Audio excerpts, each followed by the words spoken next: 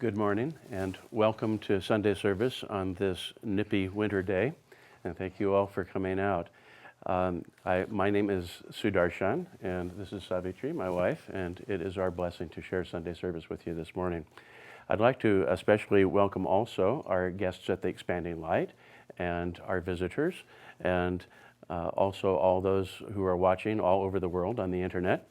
And also for those of you who are physically present here, I want to be sure and invite you to World Brotherhood Day today at 4 p.m. at the Expanding Light.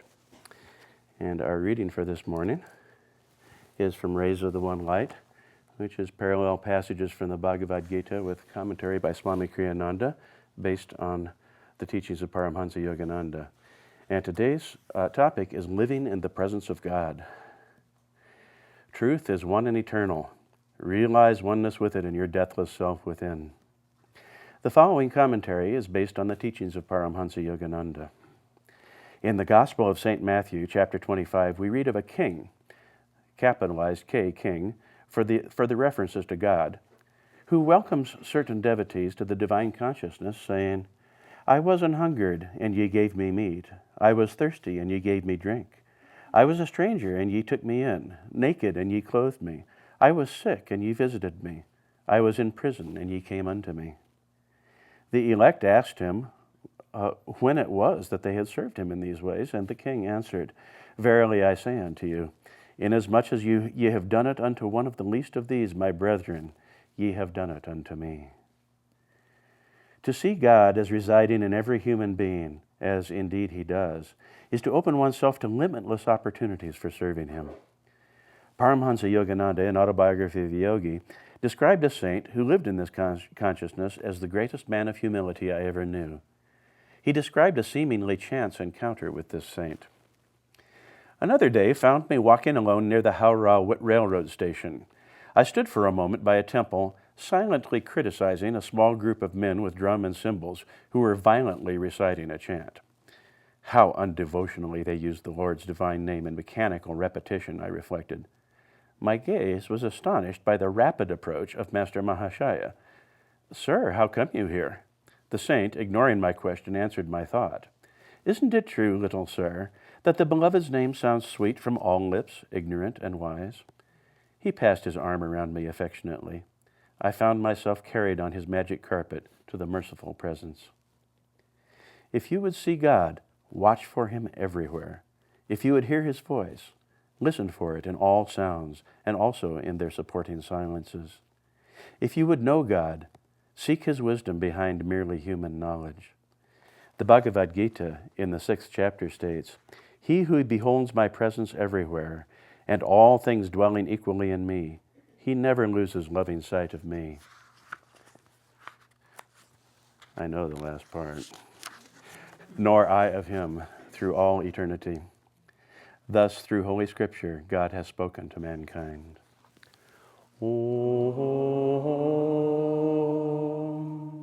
Om, Om.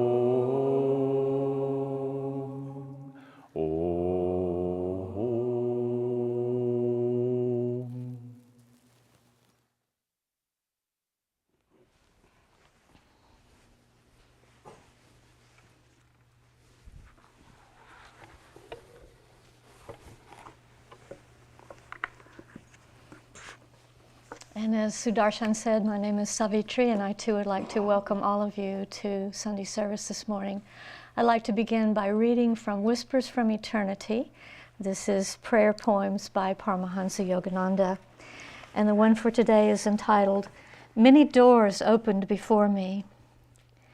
Many doors opened before me at the dawn of thy coming. O Lord, the very earth shone with life when thou camest. The very ground on which I stood thrilled me because of thee. Everywhere dumb matter spoke to me, spirit resurrected by thy touch. All living things swayed in the incense breeze of thy approach, hinting at thy perfume of bliss. Thy sanctuary of omnipresence was long hidden by the darkness of my indifference.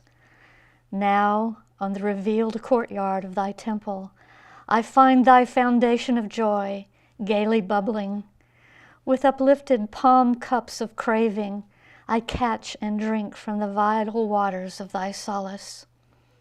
Lord, I know now that I shall thirst nevermore.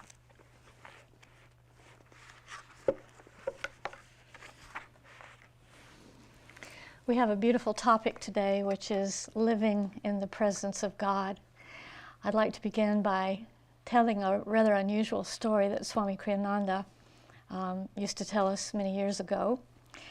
He said there was a pioneer on a very, very cold day back in the 1800s or so, somewhere out in the West, and very, very cold like today. He had on his leather pants and his leather coat and his blanket and his coonskin cap, and he was all wrapped up against the cold.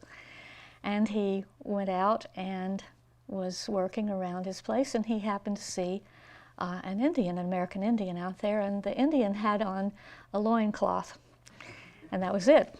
And he didn't seem the slightest bit cold. He was going about his business, and finally the pioneer gentleman just couldn't stand it anymore, and he walked over and said to him, "How do you do that? How are you out in the cold like this without having hardly anything on?" And the Indian looked at him, and he says, "Well, you don't have anything on your face." And the pioneer said, "Well, that's true." And the Indian said, "Me all face."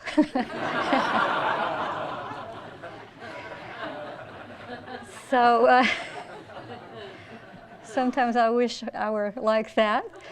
I know all of us wish we could say, "Me all God," although Yogananda told us not to say, "I am God," to say that the wave is come up out of the ocean. We are one with that which created us.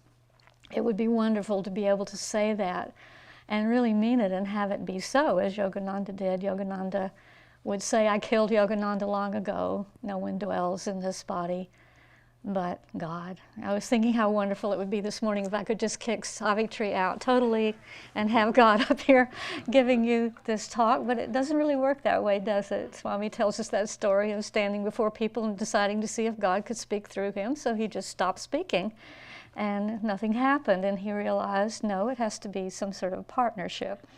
I will reason, I will act, but guide my reason, will, and activity to the right thing that I should do in all things. So we have to do our part, and yet it's always important to remember who is it that is acting through us. It's that presence of God, living in the presence of God at all times. I was thinking about, when you say living somewhere, living in the presence of God, does God have an address? What would God's address be? This time of the year, of course, children are wondering that about not so much God, but Santa Claus. Back in my era, children used to write letters to Santa Claus. I know I used to write letters to Santa Claus, and Santa Claus, North Pole, put them in the mail. As I began to learn a little bit more about what's going on, I used to wonder, where did all those letters go? Where did they wind up? I read a sweet story about a man who worked for the post office, and he just couldn't stand it, all these letters coming in and not really going to the North Pole for Santa. And so he decided he would start answering them himself. So he would take them all home, and if they had an address, return address, he would answer them. And if they didn't, he would just simply pray. He would pray for them in any case. He would just simply pray for the child that they would be blessed with the spirit of giving and the spirit of Christmas, because really what else is Santa Claus but that inner spirit of love and that inner spirit of giving. So I was thinking nowadays, though probably, I haven't checked up on this, I probably shouldn't say this without having done research on it, but I imagine that since no one writes letters anymore, they always write emails, probably Santa is getting emails. It's probably something like Santa at northpole.org or something like that. Don't try it, or com, or more commercial, I suppose. If I were to want to send an email to God, I could do God at inheaven, perhaps, .org or something like that. Yogananda tells a story about how he did that as a very young child. He wrote a letter to God. Do you remember that story? He was probably only 4 or 5 years old, just barely learned to write. And he wrote this letter to his Divine Mother. That's how he liked to refer to God. He said, "Dear Divine Mother," and he said various things. And he put it in an envelope and put Divine Mother in Heaven and put it in the mailbox. And for days he would go out to the mail coming in, wait for that letter back. And his brothers and sisters were teasing him mercilessly for wanting to receive a letter from his Divine Mother. And they just laughed, said, "Oh, Divine Mother's never going to answer you." But guess who had the last laugh on that one?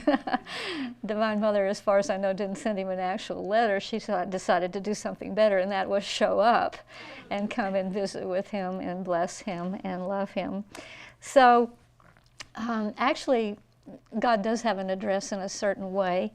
In the Autobiography of a Yogi, it says that divine vision is center everywhere, circumference nowhere.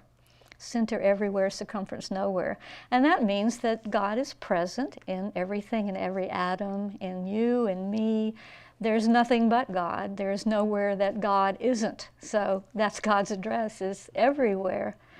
And yet I was listening to Swami Kriyananda talk about this statement that Yogananda often said about center everywhere, circumference nowhere. And he said, but we've got to start somewhere.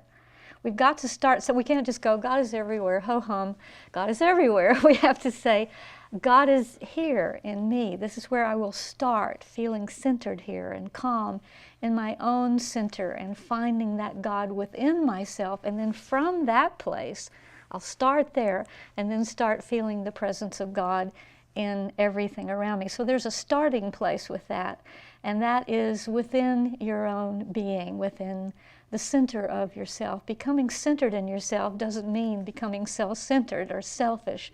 It means finding a place of divinity which resides within you. And it's within each and every one of us. And then relating from that place. And that's how we live in the presence of God at all times. We come from that center and then we reach out from that center. Now, Yogananda and the great masters tell us that there are a couple of different ways to approach this. One is the inner way and one is the social way. It reminds me a little bit of Yogananda talking about Christmas. Do you remember how you used to always have an inner Christmas? That would have been the long meditation, which we'll be having here very soon on the 23rd of December. We'll meditate together for 8 hours. We had one yesterday, actually, and we'll have another one on the 23rd. And that was the inner Christmas, where you meditate as deeply as you can and go within and feel the presence of the Christ consciousness within you. And then on this 24th and 25th, he would have what he would call the social Christmas. And everyone would do all the social things of giving presents and singing carols and sitting around the Christmas tree. So Yogananda believed in both, and in a way this is a symbol of how we experience or live in the presence of God, is both inwardly through our meditations and then taking it out from meditation into the world. There are many, many different definitions of meditation that you can give. Meditation is stilling your body and mind and opening your heart. Meditation is remembering who and what you really are. But one of my favorite sort of definitions or descriptions of meditation is meant to change every aspect of your life until your whole life becomes a meditation. Isn't that nice? I want to say that again. Meditation is meant to change every aspect of your life until your whole life becomes a meditation.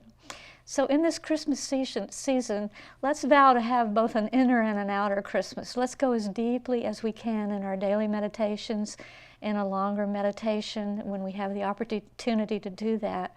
But then also bring it out into the world. Now this we often refer to not so much as living in the presence of God, but practicing the presence of God, because until we are like Yogananda and we can say, I killed Yogananda long ago, no one dwells in this body but God alone, we have to start from our center and then practice every day, practicing the presence of God. There must be hundreds and thousands of ways to do this. I just wanted to mention a few of them here to you this morning, ways to practice, get in practice of feeling God's presence all day long, every day.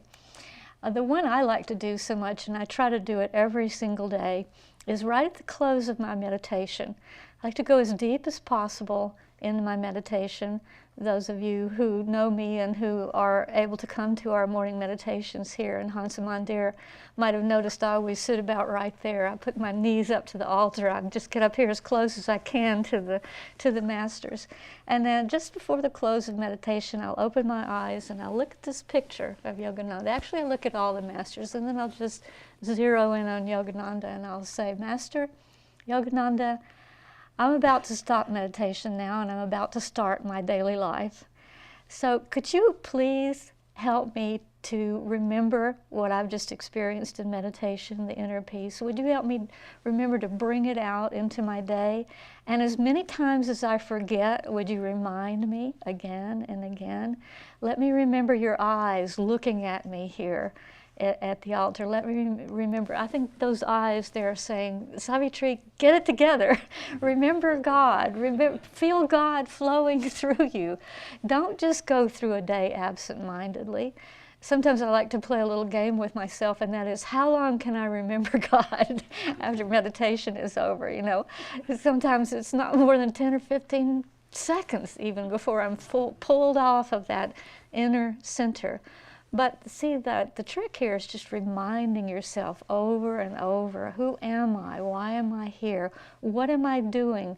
Whose power is it that's flowing through me? I'd like to do just a little quick experiment with you right now. I'd like you to take your right hand and place it right here over your heart and close your eyes for a minute and see if you can feel the beating of your physical heart. Just see what that feels like. And open your eyes now and move your hand down. And my question for you is, who moved that hand up there to that heart?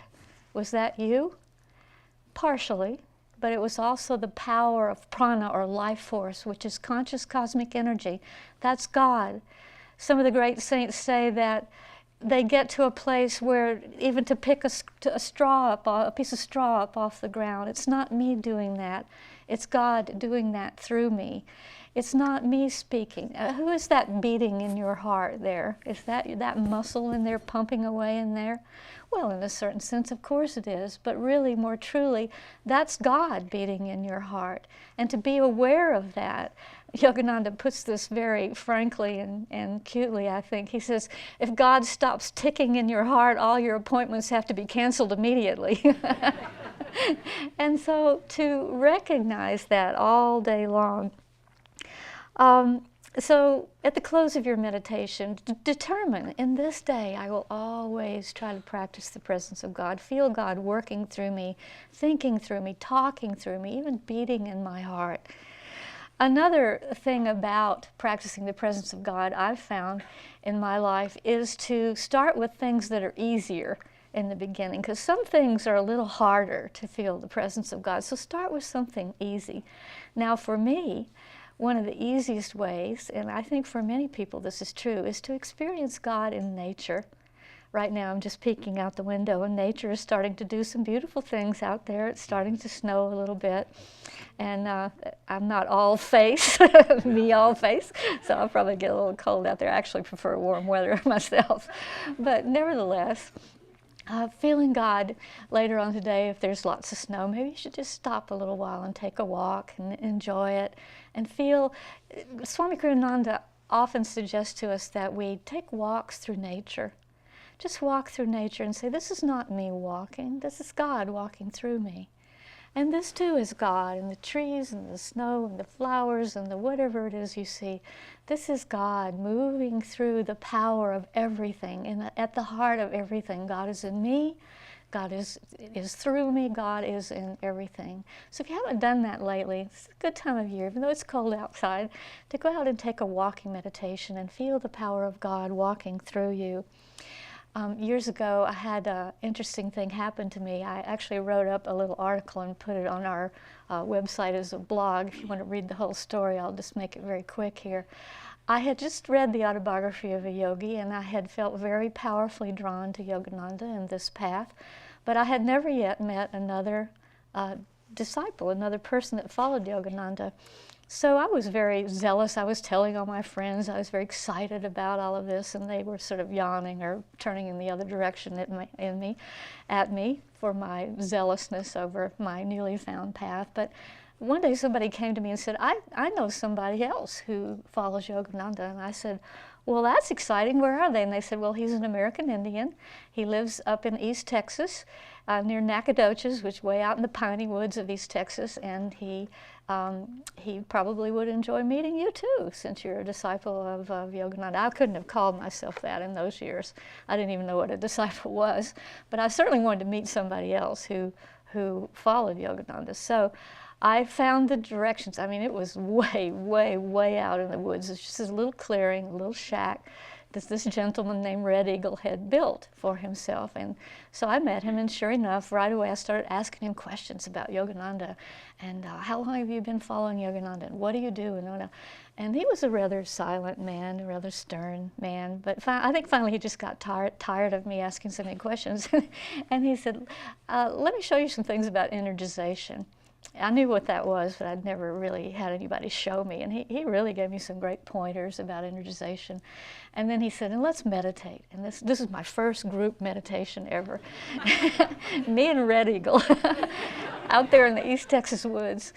And it was wonderful. It was such a great blessing. And as I was leaving, I asked him a question. I said, why do you live out here in the woods, so far away from everything? There wasn't anybody for 20, 30 miles, I'm sure.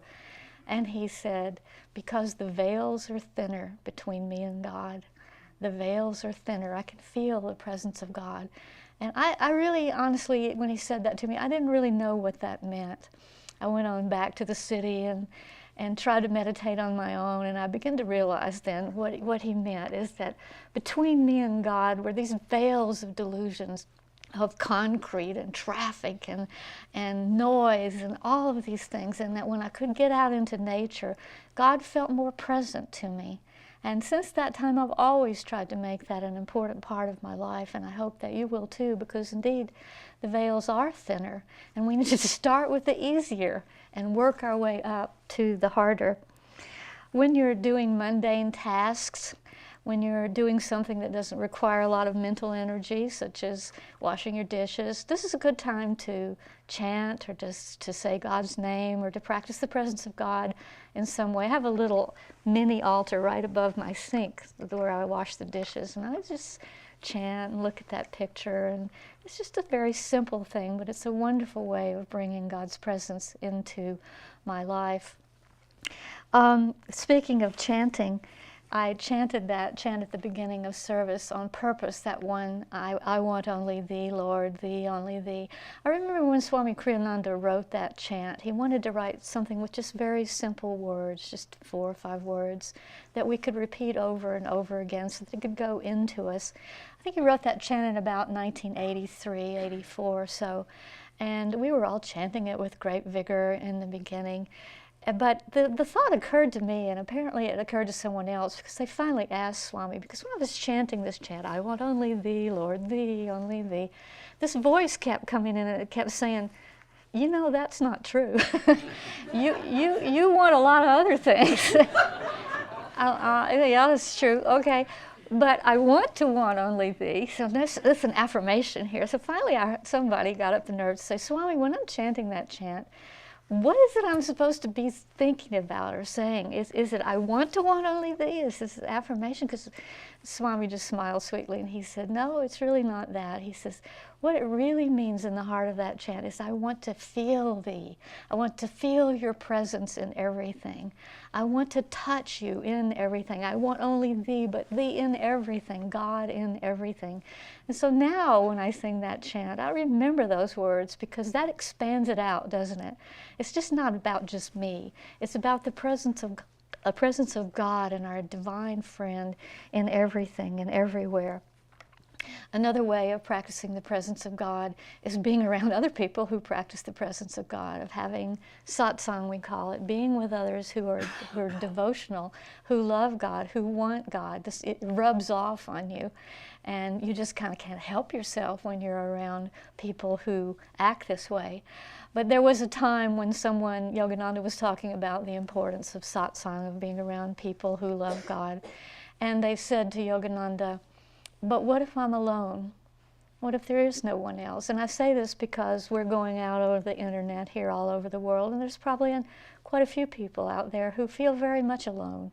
They feel that there's no one there for them to be a fellow disciple, to be someone who is a fellow truth seeker. And this is what Yogananda answered that man. He said, am I not always with you? Am I not always with you? All we have to do is tune in. We're never alone. God is always with us, the great ones, the gurus, the masters, to the degree that we can tune into that. So I wanted to close here by just mentioning that, as you all know, it's believe it or not, I think it's either 11 or 12 days into Christmas. Now, when you say that, if there were children here, they'd go, oh, that's a long time. Most adults here would be, oh, what? How can it be coming that quickly?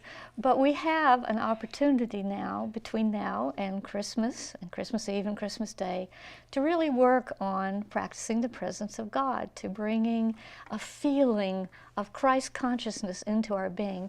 There's something that Yogananda used to say over and over again around Christmas time, and I want you to think about this every day between now and Christmas. He said, prepare the cradle of your heart for the coming of the Christ consciousness. Prepare the cradle of your heart for the coming of the Christ consciousness. When you see a nativity scene, and they'll be all around you, there'll be nativity scenes on Christmas cards in various places, and look at that manger, and look at that little baby there, or look at pictures of the Mother Mary holding that child, and don't think about it as just something that happened 2,000 years ago. Realize the symbology of this. That little baby is your own Christ consciousness, and it's little. For most of us, it's very small. It's very precious. It's very new. We need to take care of it. If you're a gardener and you've ever planted things in the early spring, you know that you have to put a little barrier around it because there's still storms coming, and things will knock it over and kill it and make it not grow and thrive. And it's true of our own developing divinity, that which is inside of us. It's always there, but it's young and it's new, and it needs care and it needs protection. That beautiful, beautiful song we sing every Christmas, Swami Kriyananda wrote it, the Christ child's asleep. The silence is so deep, and round about the animals gather, and they wait. It's so moving. I thought maybe I might sing it to you, but I can't ever get away with it because it just makes me weep. It's just so beautiful to consider that in the light of the dawning, the awakening, the birth of that little Christ consciousness within us that will eventually grow into that place of becoming one with all that is. So a very, very happy Christmas to all of us. Remember what we're doing here. Remember to get ready for Christmas in the right way. Have your inner Christmas, have your social Christmas, but always, always live in the presence of God.